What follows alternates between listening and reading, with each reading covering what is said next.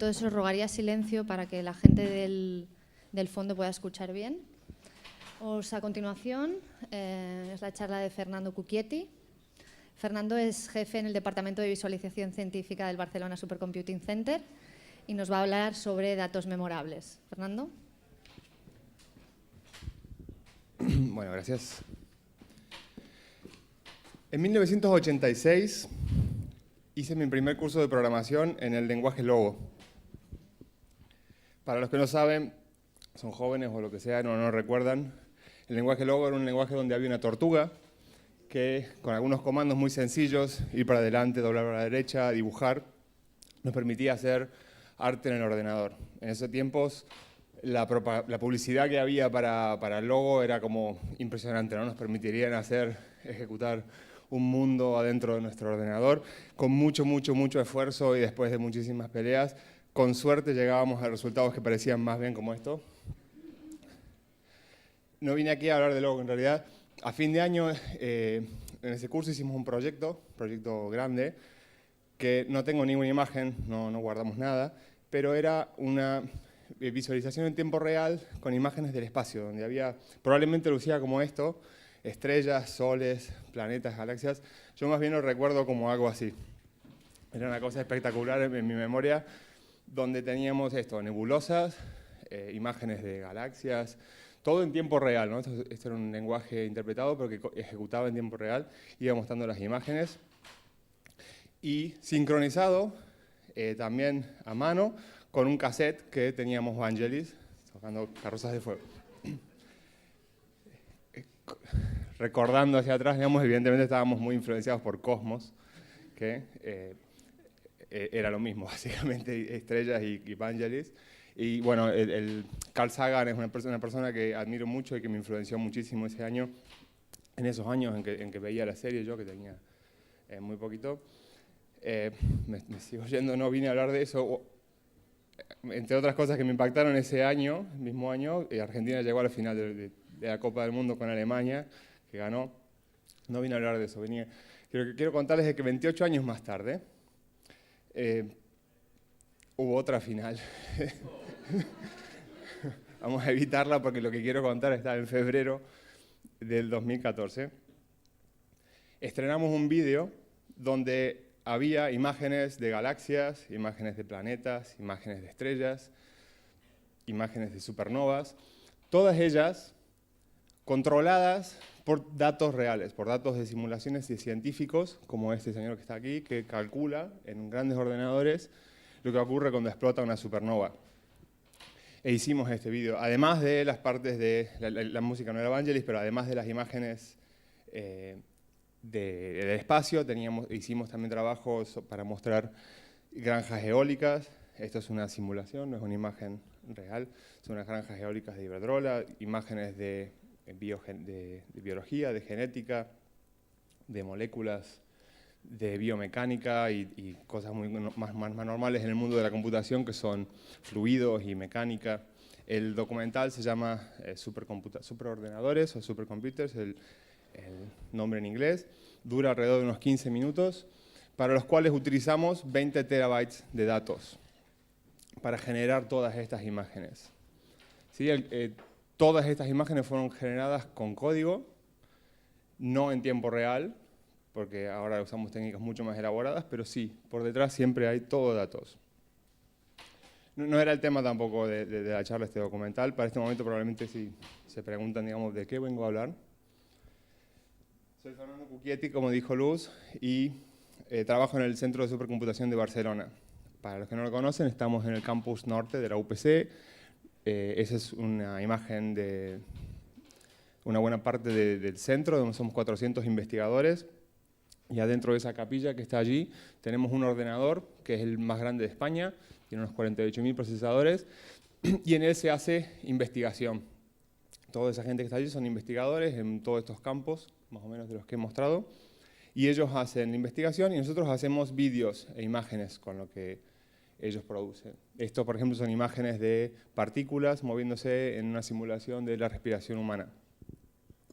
Y esto es más o menos el tipo de cosas que hacemos siempre, datos volumétricos, datos científicos muy precisos, en grandes cantidades en general, pero todo es en 3D, tiene una estructura de datos que no es lo que la gente llama, por ejemplo, Big Data, porque esos son en general cosas sin mucha estructura, con lenguaje natural. Lo nuestro es un poquito diferente, pero igual sigue siendo grande y ha sido siempre grande. Bueno, el año pasado, más o menos alrededor de febrero, nos contactó la gente de Sonar. Para los que no lo conocen, bueno, es un gran festival electrónico, de música electrónica aquí de Barcelona, que está hace muchísimos años, y nos propusieron hacer algo con ellos. Y dijimos que sí, muy alegremente, pero para meternos presión nos pusieron en su página. Entonces, bueno, esto hizo más presión porque además ya sabían cuál era mi background musical, entonces estábamos pensando en hacer algo con música, pero teníamos que tener mucho cuidado. Unos meses antes, yo estaba un día cuidando a los chicos en la piscina de la finca donde yo vivo, más precisamente estaba allí donde me llega la zona, el alcance del wifi, y estaba pensando un poco en esta situación de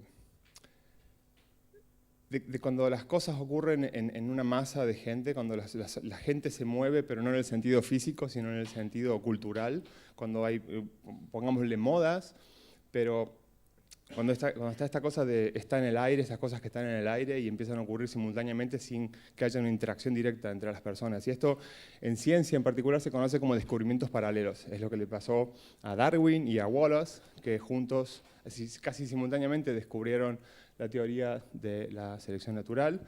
Y bueno, se pusieron en contacto, se hicieron muy amigos, siguieron mejorando la teoría con eso. Lo mismo le pasó a Newton y Leibniz, ¿sí? Que se hicieron el cálculo al mismo tiempo, no se hicieron amigos entre ellos. Y el tema con el sonar, bueno, empecé a llevar, bueno, ¿qué es lo que pasa con la música? En la música pasa lo mismo, y todos hablamos, ¿no?, de las modas y cómo de repente todo suena igual, hoy todo suena a autotune y es todo parecido. Bueno, las modas en la música se miden, por lo menos la industria las mide, con lo que se vende, que es lo que la gente escucha, que es lo que a la gente le gusta. Se mide con una empresa que se llama Billboard, que desde hace casi 50 años oficialmente y casi 100 en otras formas, llevan una cuenta de los rankings de música, en particular en Estados Unidos. Y hay un señor que se llama Joel Whitburn, que está ahí arriba, que desde hace muchísimos años colecciona todas las publicaciones semanales de esta empresa y las publica luego en libros. Entonces está archivado todos estos datos históricos sobre las diferentes músicas, las diferentes canciones que han llegado a los rankings. Joel Whitburn, bueno, lo sigue haciendo y ahora publica muchas cosas online, pero hay un montón de lunáticos que se han acumulado en internet y han recopilado todos los libros antiguos y han creado una cosa que se llama The Whitburn Project, donde han acumulado toda esta información, como decía, 100 años de música y los rankings para cada semana y muchísima otra información de canción por canción. Es un conjunto de datos, vamos a aclarar antes de ponernos, digamos, demasiado pedantes, es muy limitado, muchísimas limitaciones por varias razones. Para dar un ejemplo, si nos ponemos a hacer un mapa de todos los países representados por estos datos, tenemos un país, ¿no? Es una base de datos de música medida en Estados Unidos. Pero bueno, con todas sus limitaciones, alguna información nos puede dar. La pregunta podemos empezar a focalizarla. Y la base de datos, cuando uno se la descarga, luce como esto. Es una planilla de Excel, muy colorida y muy divertida. Y la parte que me interesaba a mí es esa columna que está allí, que no se alcanza a leer, pero pone género, el género musical de cada canción. Es lo que imaginaba yo representa más, no el nombre o la canción o el artista, sino el género musical es lo que más cerca me podía llegar con estos datos a mi pregunta de cuáles son los gustos de la gente y cómo van cambiando con el tiempo. La base de datos, así como está compilada, no está muy completa en dos sentidos. Uno, en que, como ven ahí, hay muchas canciones en esa columna que no tienen ningún género asignado. Y después, como descubrimos más tarde, muchos de estos géneros o están mal asignados o son muy limitados. La gente que ha llenado esta base de datos no se preocupó mucho por ese ítem. Así que teníamos que completar esta base de datos. Antes de empezar nuestro proyecto teníamos que trabajar para enterarnos de qué más teníamos. Y para completar esa base de datos había algo así como 40.000 canciones, 50.000 cuando empezamos, tuvimos que descartar algunas. Hicimos código porque no podíamos hacerlo a mano, así que hicimos un montón de programas muy largos, nada más que para eso, que lo que se encargaban, scripts como estos, eran de registrar sitios como los de la Wikipedia y buscar, leerse las páginas estas y encontrar ítems como aquel donde pone que el género de lo que hacían los Bee Gees es considerado disco. Y con eso logramos completar una buena cantidad de base de datos y además influyó en que yo me convirtiera en una especie de pesadilla para mis compañeros de trabajo durante más de un mes en que yo estuve trabajando haciendo esto, y cada canción que escuchaba como esta me tenía durante un día o dos cantando canciones así dentro de la oficina como los Bee Gees. Segunda cosa que teníamos que arreglar es que nos daba los datos que teníamos nos daban el ranking, o sea, el número 1, 2, 3, 4 en cada semana, pero no sabemos qué significa eso en términos de popularidad. O sea, qué significa ser el número 17 versus ser el número 1, cuál es la diferencia, o qué es mejor, ser el número 1 una semana o el número 100 durante 5 meses, en términos de, bueno, influir a la gente y sus gustos. Bueno, para esto precisábamos los datos de ventas realmente, precisar acercarnos a las fuentes originales de Billboard. Esos datos los recolecta hoy durante mucho tiempo una empresa que se llama Nielsen SoundScan y viven de vender esos datos, así que no teníamos mucho acceso a eso. Por suerte para nosotros, viven de vender esos datos, así que necesitan hacer publicidad de su producto. Entonces, muy de vez en cuando, cada un año o dos, publican en internet ejemplos de cómo son sus datos, ¿no? Entonces, recolectamos y buscamos por internet montones de sus brochures, sus flyers y cosas, y logramos robarles un montón de datos, gracias a los cuales logramos invertir de una manera aproximada, pero bastante confiable, gracias a algunos chequeos que hicimos independientes, invertir la fórmula que usa Billboard para pasar de las ventas, los números de ventas, a un ranking de popularidad. Entonces, esa inversión de la fórmula ya nos permitió ahora decir, sí, vale, tenemos una buena idea de cuán popular es. Y con eso hicimos listas, lo que está allá, bueno, el producto final, un formato JSON, pero aquí en el medio terminamos con listas de canciones ordenadas, ahora un ranking absoluto. La canción más popular del universo para nosotros parece que es Smooth de Santana. Tercero y muy cerca está Macarena.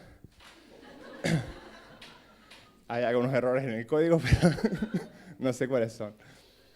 Lo único que nos faltaba, pero no trabajamos demasiado en eso, fue que nuestra fórmula, nuestra inversión de la fórmula nos daba solo los porcentajes de popularidad de las ventas, no llegábamos al número exacto, pero gracias a alguna gente que ya ha trabajado en esto, en otros ámbitos, se ha estimado cuál es el tamaño del mercado de la música para un montón de años, entonces gracias a eso nuestros porcentajes pudimos traducirlos directamente a dólares. Entonces ahí ya habíamos completado nuestra base de datos y habíamos acabado.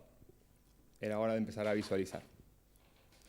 Para esto, de vuelta, seguimos utilizando código, es nuestra herramienta principal. Utilizamos mucho Python para la producción de datos, pero luego decidimos hacer todo esto una especie de herramienta online, una especie de página interactiva donde la gente pudiera ver nuestros datos y jugar y explorar con ellos. Así que íbamos a ir a la web y para eso, para la parte gráfica, utilizamos D3. Para los que no lo conocen, es una librería de gráficos súper chula, súper guapa. Está desarrollada por un señor que se llama Mike Bostock, que trabaja mucho con el New York Times y al cual adoramos, y que si pudiéramos le pondríamos un pequeño altar adentro de la capilla donde está Mare Nostrum, ahí al lado pondríamos un par de velas. Utilizamos también 3JS, que no se ve mucho, pero parece algo demoníaco, pero es un chico muy simpático. Lo desarrolla este chico de aquí, se llama Ricardo Cabello, o Mr. Dub, como lo conocen online. Eso que está allí en blanco y negro es una imagen del superordenador de Mare Nostrum, fuimos a visitar un día. Teníamos las herramientas, una vez que ya teníamos los datos, todo estaba más o menos claro, había que aprender cómo hacerlo, pero estaba todo más o menos claro. Empezamos a trabajar también con una chica muy buena en el diseño, hicimos muchas pruebas de cómo era mejor contar la historia que queríamos contar y cómo era mejor mostrar las cosas para que la gente pudiera explorar. Y llegamos a una gráfica que era lo que habíamos imaginado un poco al principio. Esto es ahora en dólares, también se puede mostrar en porcentaje, en función de los años, y cada color representa un género musical, que no se ve muy abajo, está un poco pintado los géneros.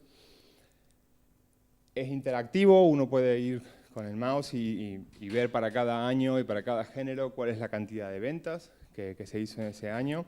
Haciendo doble clic podemos ingresar y ver los subgéneros. Como decía, encontramos muchos géneros asignados por la gente en Wikipedia a todas las canciones.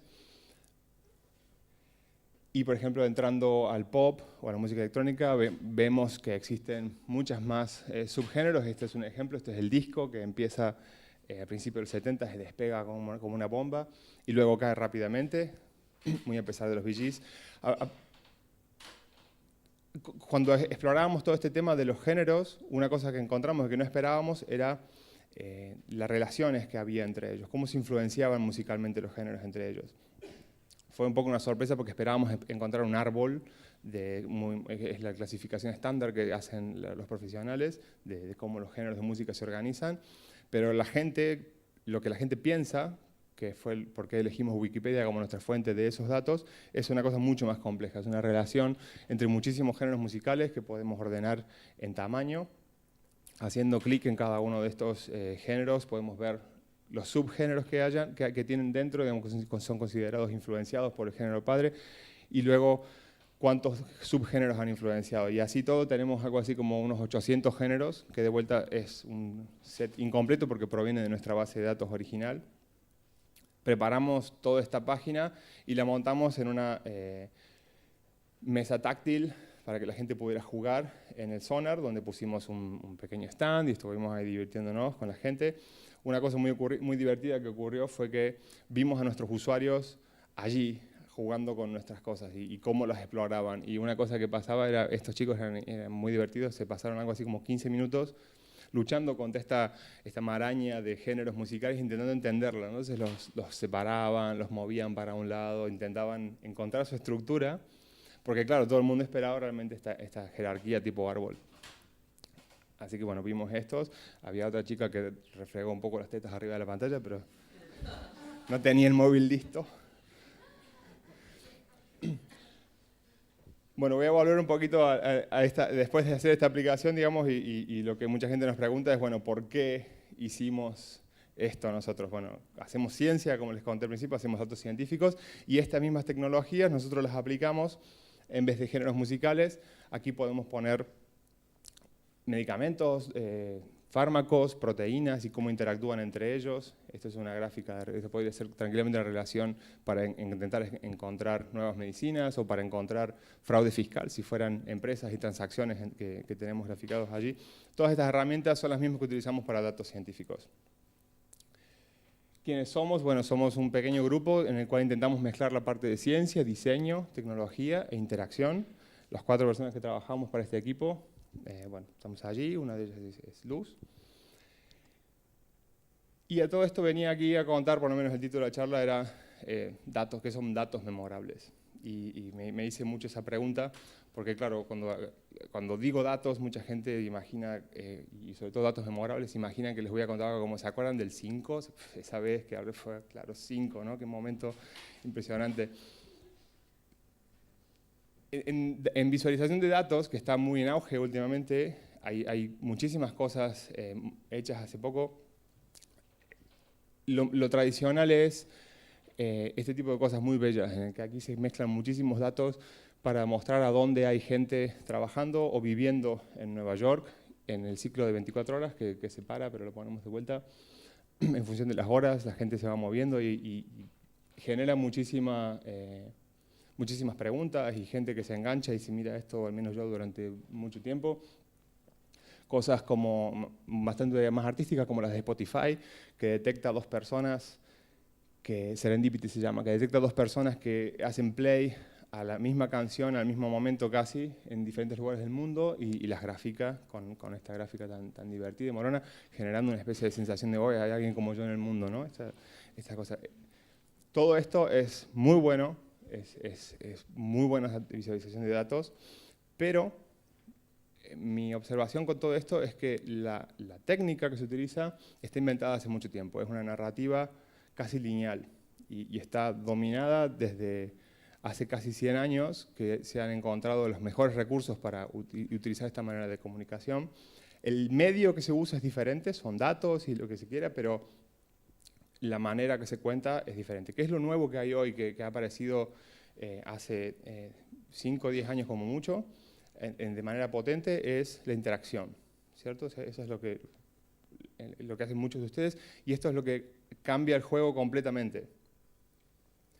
¿Por qué lo cambia? Porque, bueno, toca muchísimas maneras en que la gente trabaja con las cosas, y ha cambiado mucho porque hoy la interacción está al alcance de la mano, lo pueden hacer niños con juegos.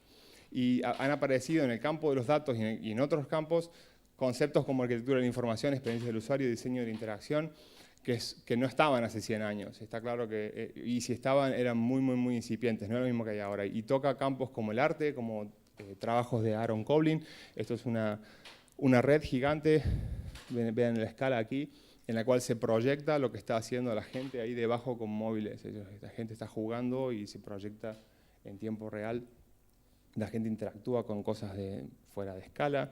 Se usa para el arte, se usa para el periodismo. La interacción permite a la CNN contar las fatalidades de las guerras de Afganistán, dejándola que la gente vaya y explore cada una de las muertes que hubo en aquella zona, registrar de dónde venían y un poco de la vida de cada uno de ellos. La gente ya no es más números, aquí el lector de esto interactúa con esta visualización, que además de leer los números de cantidad de gente que ha muerto, puede meterse más y compenetrarse y generar empatía y identificarse con esto. O sea, el mensaje se convierte en algo mucho más fuerte. Nuestro trabajo hoy es utilizar todos estos nuevos recursos para explicar ciencia, para contar datos y para mostrar cosas técnicas. Y se usa desde el nivel científico que lo hacemos nosotros, a veces es divulgativo, y se está empezando a demostrar que es una herramienta muy efectiva hasta para entender cosas sencillas para chicos del primario y secundario, con herramientas online que les permiten jugar con ecuaciones y con sus parámetros y agarrar una intuición de lo que significa hacer una ecuación y del movimiento de un coche y cosas así. Este señor es Brett Victor. Así que al fin y al cabo termino en lo mismo que hacéis todos, digamos, datos memorables no son mucho más que experiencias memorables. Y allí es donde se produce la comunicación, cuando se genera una emoción fuerte.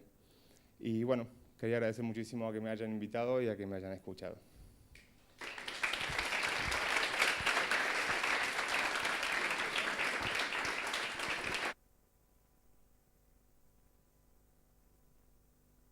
¿Pregunta?